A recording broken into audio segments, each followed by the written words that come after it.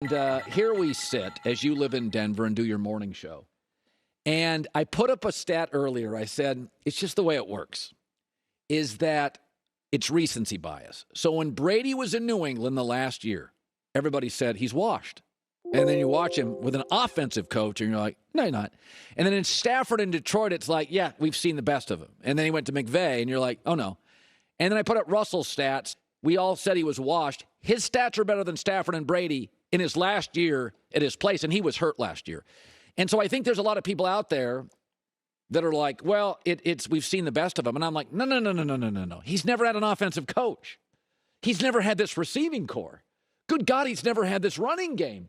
What are realistic expectations? You tell me, as somebody who spent years in this league, what are your expectations for Denver?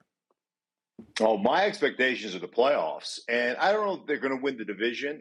I still think Kansas City's probably the class of the division. And that's like, saying that's like eating a turd sandwich for me, but I'm okay with that. So I still think they're the class of the division. But you look at the work ethic that Russell Wilson brings. You look at the division. You look at just the way he walks in there and brings that team together. A team, to me, that lacked exactly what you were talking about. Culture. You talked about those young NBA players and the way those NBA players kind of, not Chris Paul's not young, but you know what I'm saying? The way they lead their team, the way they build their culture. Russell Wilson comes in here, and I'm talking to George Payton the other day, the general manager of the Broncos. I go, man, how refreshing is it to have this guy? He goes, I'm a grinder. I walk in this building every morning at 5 o'clock. I pride myself on that. I walk in, Russell's already here. He's already working, and it's not for show. He does the stuff behind the scenes that you don't see. And I know he's polished, and I know people, hey, he's quirky or he's nerdy or whatever you want to talk about Russell Wilson. He's all of those things. But there is nobody that works harder from a preparation standpoint, from putting the work in, from leading his teammates. Like I look at the Broncos and that young receiving core that you talk about. I think they thought they were working hard. I think they thought they were preparing. I think they thought they were studying hard. And then Russell comes in and they go, wow, we got to pick up our game because we're not even close. That's the culture shift that has happened in Denver. And I can't tell you, the excitement here in Colorado is palpable, man. People are so excited about this football team, and it's because of number 3. Ryan Tannehil came out and said, it's not really my job to develop my replacement. He got a ton of pushback. I defended him on my podcast. I defended him here. He's an old 34. He just lost at home. He's fighting for his career. What was your takeaway on it? See, I've always felt like in my own career, like I have enough confidence, if you will, and confidence. It's not arrogance. Like people will say, hey, that's arrogant, what I'm about to say. But it comes from a place of confidence because I know I've done the work. I know I've done the preparation. I know I've done the study. I know I've put my time in. And so I don't care how young you are or how physical you are. You're not better than I am. And so I always looked at it from my position, like I'm going to help you become the best player that you can become, but you're still not better than me. And I don't know that quarterbacks necessarily have that same kind of perspective. Because if you go through this, like we all want our athletes to tell the truth until they tell the truth, right? And then we want them to lie. And I'd like Tannehil in this particular situation to lie about it. Yeah, I'll mentor him because you are going to mentor him. You're going to do your study. You're going to do your preparation. When he asks you a question, you're going to answer it, right? That's going to happen. But look through history. Did Brett Favre want to mentor Aaron Rodgers? No. They just recently made up a few years ago. Look, I could tell you a story about Joe Montana. Joe Montana had no interest in Steve Young and mentoring Steve Young to the point where Steve Young asked Mike Shanahan, who was coaching the quarterbacks at the time, how does Joe get through his progression so quickly? So Mike went to ask Joe, and this story comes directly from Mike. Mike went to ask Joe, hey, Steve Young was wondering how you get through your progression so quickly. And Joe's answer was, I ain't telling you squat if it's for him. So this is kind of prototypical. And I hope that story is true because I don't want to besmirch Joe, but we know there was tension there, right? Right. There was tension. Hey, Peyton Manning will be the first to admit, man, I'm a rep hog. I want every single rep. It's mine.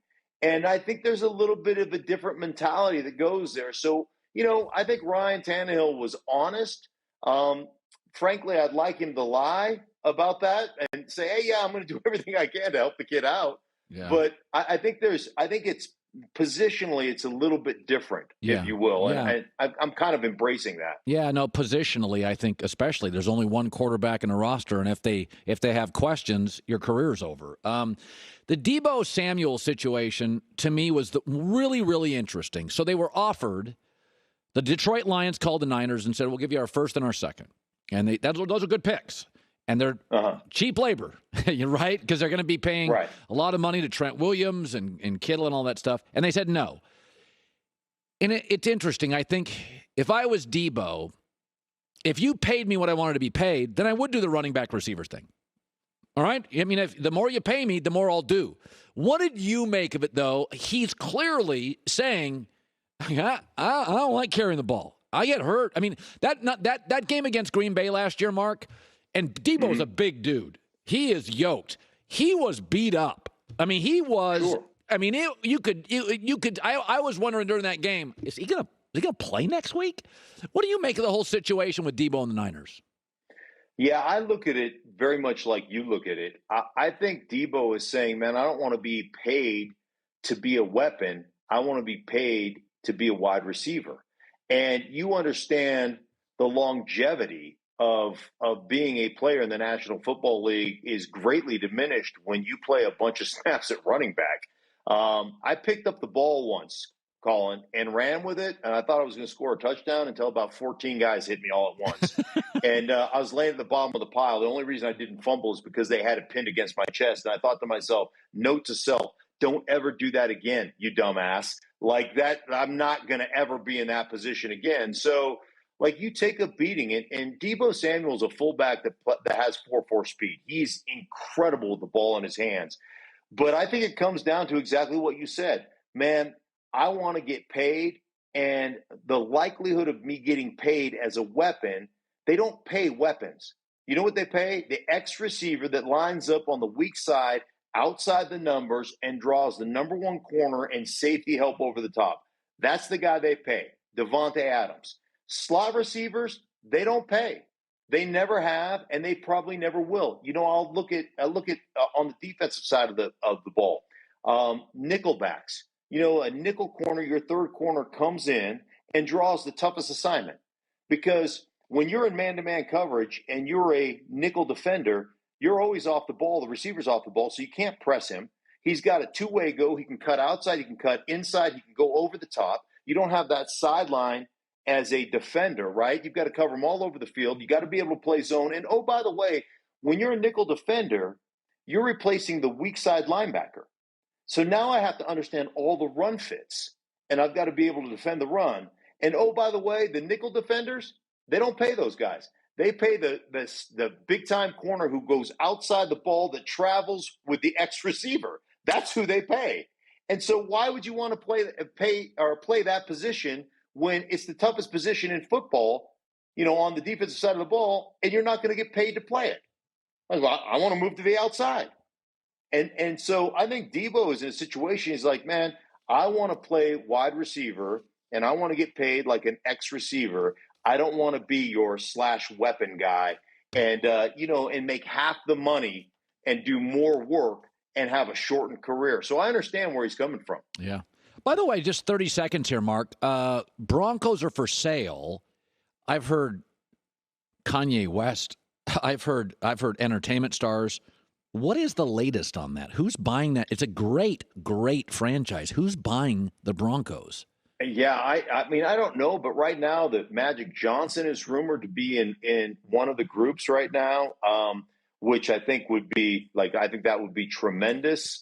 There are 3 or 4 guys. I think Rob Walton is one of them. Harris, the guy that owns a stake in the Philadelphia 76ers, I believe is one of those guys. You know what? Your guess right now is as good as mine, Colin, but the sooner the better that they get this done, because Russell Wilson's going to need a long-term contract, and I think you're going to have an owner sign off on that. Good stuff. Mark Schlereth. Schlereth and Evans, Mornings Denver, big radio show. Good seeing you, buddy. You too, bud. Take care, man. Yeah. It is funny when you look at the Brady stats.